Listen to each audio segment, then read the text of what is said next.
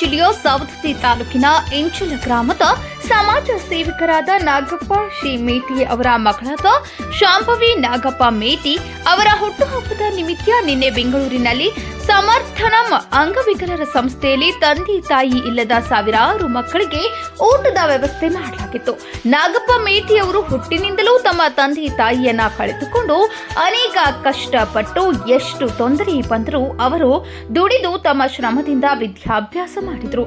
ಇವರು ಇಂತಹ ಎಷ್ಟೋ ಅನಾಥಾಶ್ರಮದ ಮಕ್ಕಳಿಗೆ ಹಾಗೂ ಅನಾಥಾಶ್ರಮಕ್ಕೆ ಸಹಾಯ ಮಾಡಿದ್ದಾರೆ. ಪ್ರತಿ ವರ್ಷವೂ ಅವರು ಅವರ ಮಗಳ ಹುಟ್ಟುಹಬ್ಬವನ್ನ ವಿಶೇಷವಾಗಿ ಬಡ ಮಕ್ಕಳಿಗೆ ಪುಸ್ತಕ ವಿತರಣೆ, ಕೊರೋನಾ ಸಂದರ್ಭದಲ್ಲಿ ಇಂಚಲ ಗ್ರಾಮಕ್ಕೆ ಮತ್ತು ಬೇರೆ ಹಳ್ಳಿಗೆ ಸ್ಯಾನಿಟೈಸರ್ ಮತ್ತು ಮಾಸ್ಕ್ ವಿತರಿಸಿದರು.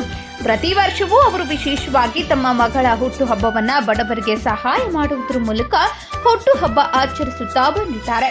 ಸಮರ್ಥನಂ ಅಂಗವಿಕಲ ಸಂಸ್ಥೆಯಲ್ಲಿ ಸ್ವಲ್ಪ ಹೊತ್ತು ಅಂಗವಿಕಲರ ಜೊತೆಗೆ ತಮ್ಮ ಕುಟುಂಬದ ಸಮೇತ ಅವರ ಕಷ್ಟ ದುಃಖಗಳಲ್ಲಿ ನಾಗಪ್ಪ ಶ್ರೀ ಮೇಟಿಯವರು ಭಾಗಿಯಾಗಿ ತಮ್ಮ ಮಗಳ ಹುಟ್ಟುಹಬ್ಬವನ್ನ ಆಚರಿಸಿದ್ರು. ಶಾಂಭವಿಗೆ ಎಲ್ಲರ ಆಶೀರ್ವಾದ ಇರಲೆಂದು ಬಯಸುತ್ತೇವೆ.